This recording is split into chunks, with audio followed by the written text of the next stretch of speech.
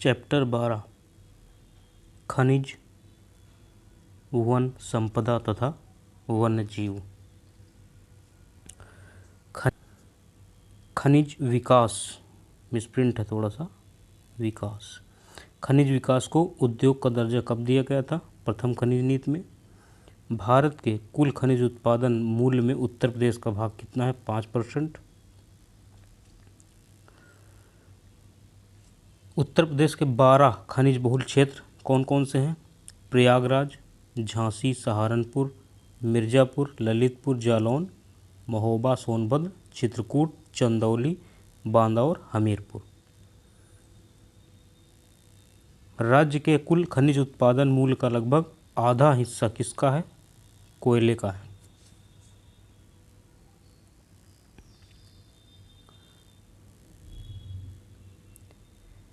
एंडालुसाइड के भंडार में देश में उत्तर प्रदेश का प्रथम स्थान है। डायस्पोर के उत्पादन में उत्तर प्रदेश प्रथम है। चूने के पत्थर के भंडार में उत्तर प्रदेश द्वितीय स्थान है और कांच बालू के उत्पादन में उत्तर प्रदेश का द्वितीय स्थान है। चूना पत्थर कहाँ कहाँ पाया जाता है? तो ये गुरुमा, कनाच, बापूहारी, मिर्ज़ापुर में और कजराहट सोनभद्र में। ये सोनभद्र में एक स्थान कजराहट, वहाँ पे मिलता है। कोयला कहाँ से प्राप्त होता है? सिंगरौली, सोनभद्र से। ये सिंगरौली है, ये थोड़ा सा मिसप्रिंट है, इसको सिंगरौली मान के चलिए। बॉक्साइट कहाँ से मिलता है? राजगंवा, बांदा और चंदौली, 2 जगहों से। डोलोमाइट मिर्ज़ापुर, सोनभद्र, बांदा, चंदौली, ये 4 जगहों से डोलोमाइट प्राप्त होता है। कांच बालू, जिसे सिलिका सैंड बोलते हैं, ये सिलिका सैंड है। सिलिका सैंड ये कहाँ से मिलता है? प्रयागराज। बहुतायत मात्रा में ये प्रयागराज से प्राप्त होता है। इसके अतिरिक्त चित्रकूट से भी और बांदा, चंदौली और झांसी से भी प्राप्त होता है। पोटाश लवण कहाँ से प्राप्त होता है? प्रयागराज, चंदौली, बांदा, सोनभद्र और झांसी से। एंडालुसाइड मिर्ज़ापुर और सोनभद्र से। पायरोफिलाइट हमीरपुर, झांसी, ललितपुर और महोबा से प्राप्त होता है। सेल खड़ी, ये मोस्ट इम्पॉर्टेंट, कई बार पूछा गया है। तो सेल खड़ी की जो चट्टानें हैं वो कहाँ पर है? हमीरपुर और झांसी में। पायराइट्स पाया जाता है हमीरपुर और झांसी। ये भी रॉक फॉस्फेट बांदा और ललितपुर। रॉक फॉस्फेट जो है बांदा और ललितपुर से प्राप्त होता है। फायर क्ले बांसी मकरी खो, मिर्ज़ापुर में एक स्थान है बांसी मकरी खो, और सोनभद्र, ये 2 जगहों से फायर क्ले प्राप्त होता है। हीरा बांदा से प्राप्त होता है। सोना सोनभद्र और सोन, शारदा, रामगंगा, ये जो 3 नदियां हैं, इनके नदी घाटी क्षेत्र में इनके रेत से मिलता है। तांबा एक ललितपुर में सुनराई क्षेत्र है, वहाँ से प्राप्त होता है। इसके बाद प्लेटिनम और यूरेनियम, ये दोनों जो है ललितपुर से प्राप्त होते हैं। प्लेटिनम और यूरेनियम ये दोनों ललितपुर से प्राप्त होते हैं। संगमरमर ये मिर्ज़ापुर और सोनभद्र से प्राप्त होता है। एस्बेस्टास ये भी मिर्ज़ापुर और झांसी से प्राप्त होता है। जिप्सम हमीरपुर, झांसी से मिलता है। सैंडस्टोन जिसे बलुआ पत्थर कहते हैं, अहरारा, मिर्ज़ापुर से प्राप्त होता है।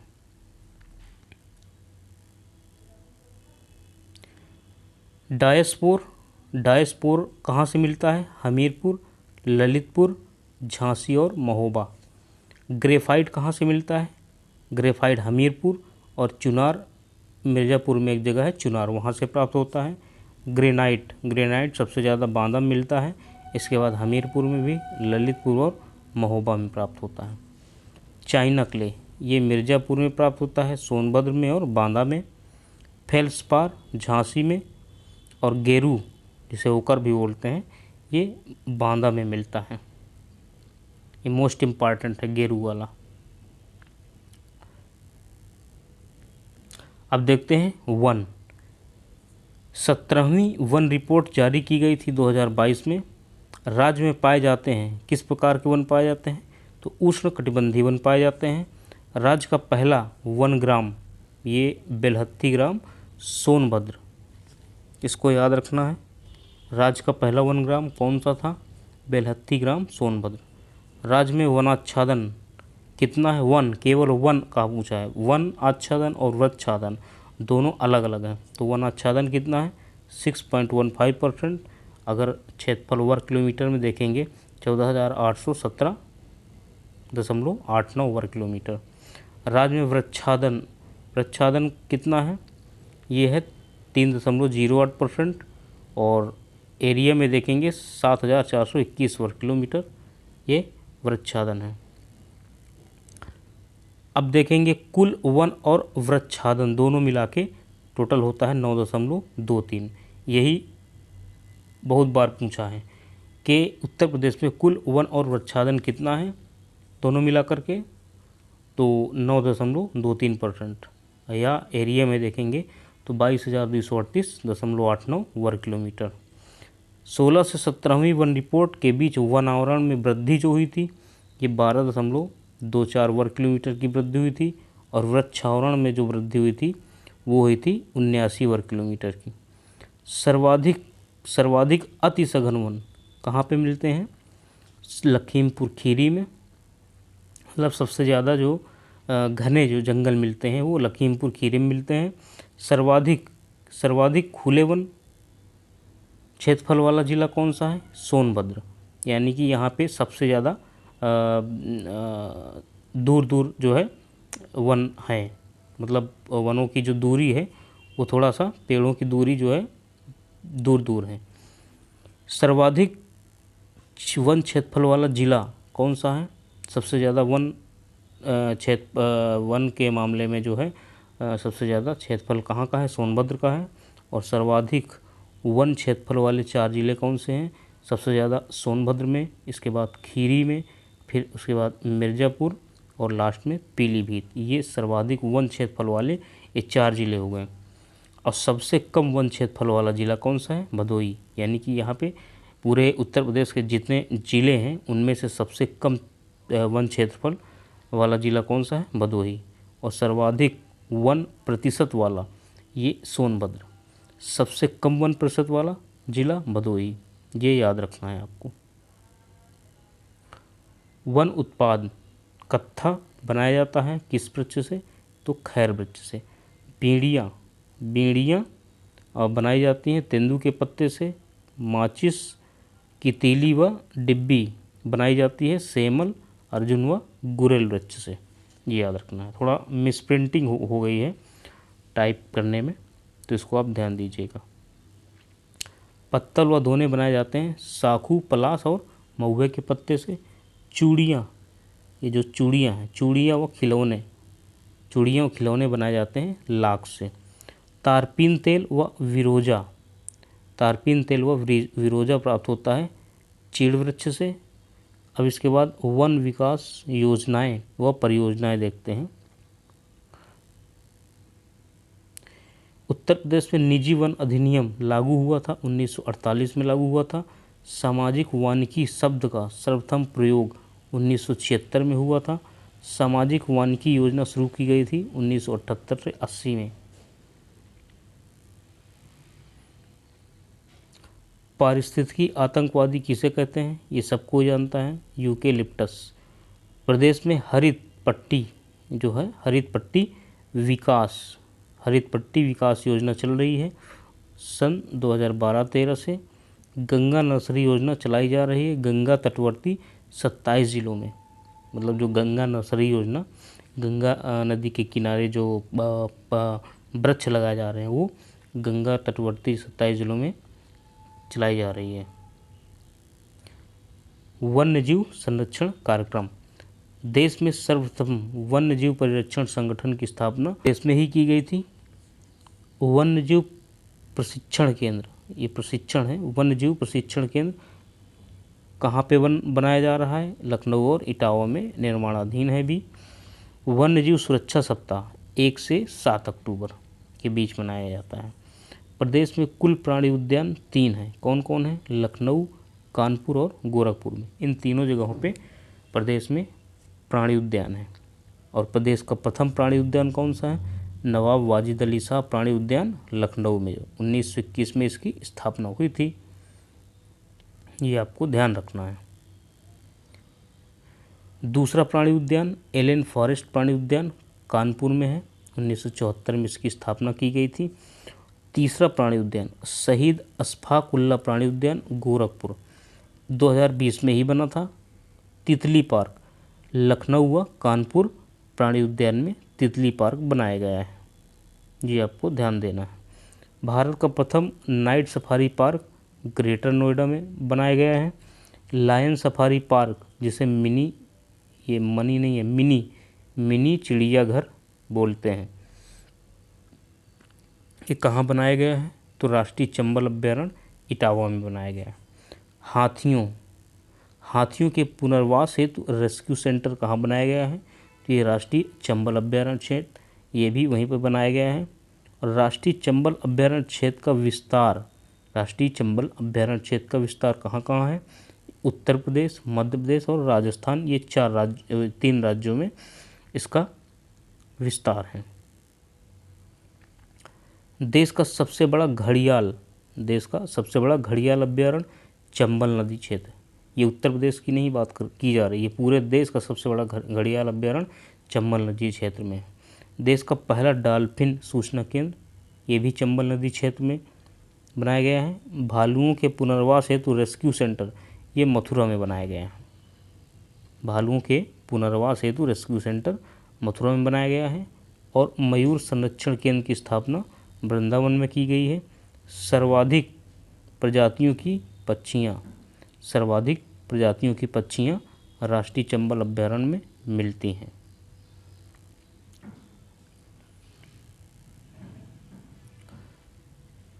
फिर इसके बाद प्रदेश में राष्ट्रीय उद्यान कितने हैं? ये तो एक ही है, दुधवा राष्ट्रीय उद्यान लखीमपुर खीरी में 1977 में इसकी स्थापना की गई थी। प्रदेश का प्रथम tiger reserve Dudhwa tiger reserve 1987 ईस्वी में इसकी स्थापना की गई थी।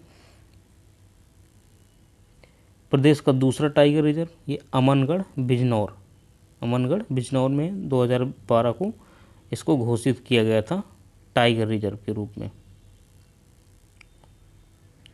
और प्रदेश का तीसरा टाइगर रिजर्व पीलीभीत टाइगर, चौथा tiger reserve Ranipur tiger reserve Chitrakoot, कहाँ पे है? चित्रकूट में है, 2022 में इसको घोषित किया गया था। प्रदेश का पहला हाथी रिजर्व सहारनपुर व बिजनौर क्षेत्र, यहाँ पे जो है हाथी रिजर्व बनाया गया, पहला हाथी रिजर्व बनाया गया है। दूसरा हाथी reserve Dudhwa Pilibhit tiger reserve के क्षेत्र को मिला करके इसको दूसरा हाथी रिजर्व बनाया गया है। बारहसिंगा की दुर्लभ प्रजातियां, जिसे बोलते हैं सेरवन डुअलिसी व डिस्पिड हेयर, कहाँ पाई जाती हैं? तो ये दुधवा राष्ट्रीय उद्यान में पाई जाती हैं। अलीगढ़ का गभाना क्षेत्र और प्रयागराज का मेजा कोरांव क्षेत्र किस लिए प्रसिद्ध है? ये प्रसिद्ध है काले हिरण के लिए। मोस्ट इम्पॉर्टेंट क्वेश्चन है। अलीगढ़ का गभाना क्षेत्र और प्रयागराज का मेजा कोरांव क्षेत्र, ये काले हिरण के लिए प्रसिद्ध है। राज्य में इको टूरिज्म पॉलिसी घोषित की गई थी 2014 में। कुकरैल लखनऊ स्थित घड़ियाल पुनर्वास केंद्र को 2016 में घोषित किया गया था। जैव विविधता विरासत स्थल घोषित किया गया था। कब घोषित किया गया था? 2016 में, याद रखना है। कुकरैल लखनऊ में स्थित घड़ियाल पुनर्वास केंद्र को 2016 में जैव विविधता स्थल घोषित किया गया था। राज्य के वन्यजीव विहार, राज्य का सबसे पुराना वन्यजीव विहार कौन सा है? तो ये है चंद्रप्रभा वन्यजीव विहार। कितना है इसका क्षेत्रफल? कई बार पूछा गया है, तो इसको याद रखना, 78 वर्ग किलोमीटर। कहाँ पे है? चंदौली में है। स्थापना 1957 में हुई थी। इसमें 3-4 क्वेश्चन घुमा के पूछता है। तो राज्य का सबसे पुराना वन्यजीव विहार चंद्रप्रभा वन्यजीव विहार, कहाँ कितना इसका क्षेत्रफल है? 78 वर्ग किलोमीटर। और ये कहाँ पे है? चंदौली में। स्थापना कब हुई थी? 1957 में हुई थी। इतना याद रखना है। फिर इसके बाद है राज्य का सबसे बड़ा वन्यजीव विहार। राज्य का सबसे बड़ा वन्यजीव विहार हस्तिनापुर वन्यजीव विहार। ये कितना है? ये 2073 वर्ग किलोमीटर है। ये राज्य का सबसे बड़ा वन्यजीव विहार। ये कहाँ पे है? तो ये मेरठ, मुजफ्फरनगर, अमरोहा, मेरठ, मुजफ्फरनगर, अमरोहा, बिजनौर, मतलब ये 4 ज़िलों में, मेरठ, मुजफ्फरनगर, अमरोहा, बिजनौर, ये 4 ज़िलों में 4 ज़िले की जो सीमा है आपस में मिलती हैं, तो वहीं पे ये हस्तिनापुर वन्यजीव विहार है। इसकी स्थापना 1986 ईस्वी में की गई थी। तो राज्य का सबसे छोटा वन्यजीव विहार कौन सा है? तो ये महावीर स्वामी वन्यजीव विहार है। ये कहाँ पे है? ये है ललितपुर में। इसका क्षेत्रफल है 5.4 वर्ग किलोमीटर। स्थापना 1977 में की गई थी। किशनपुर, ये किशनपुर है, किशनपुर वन्यजीव विहार, किशनपुर वन्यजीव विहार लखीमपुर खीरी में। स्थापना 1972 में की गई थी। कतरनिया घाट वन्यजीव विहार कहाँ पे है? ये है बहराइच में। इसकी स्थापना 1976 में की गई थी। रानीपुर वन्यजीव विहार ये कहाँ पे है? ये चित्रकूट में है। 1977 में स्थापना की गई थी। राष्ट्रीय चंबल वन्यजीव विहार ये कहाँ पे है? ये आगरा, इटावा और औरैया, ये 3 ज़िलों की जो सीमा लगती है वहीं पे जो है ये है। और इसकी स्थापना 1979 में की गई थी। कैमूर वन्यजीव विहार ये मिर्ज़ापुर और सोनभद्र की सीमा पे 1982 में इसकी स्थापना की गई थी। सुहागी बरवा वन्यजीव विहार, सुहागी बरवा वन्यजीव विहार महाराजगंज में 1987 में इसकी स्थापना की गई थी।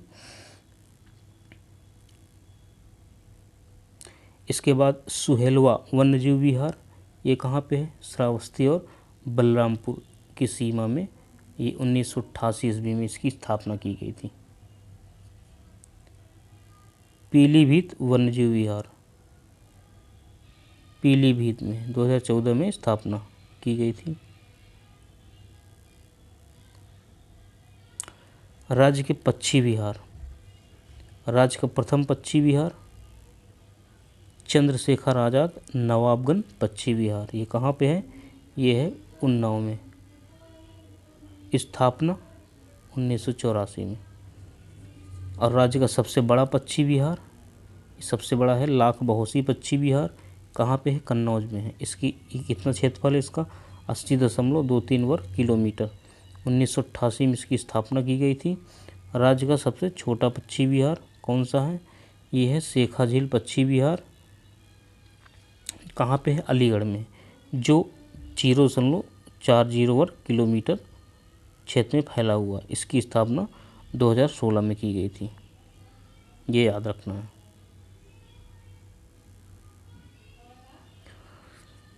समूसपुर पक्षी विहार ये कहाँ पे है? ये रायबरेली में है।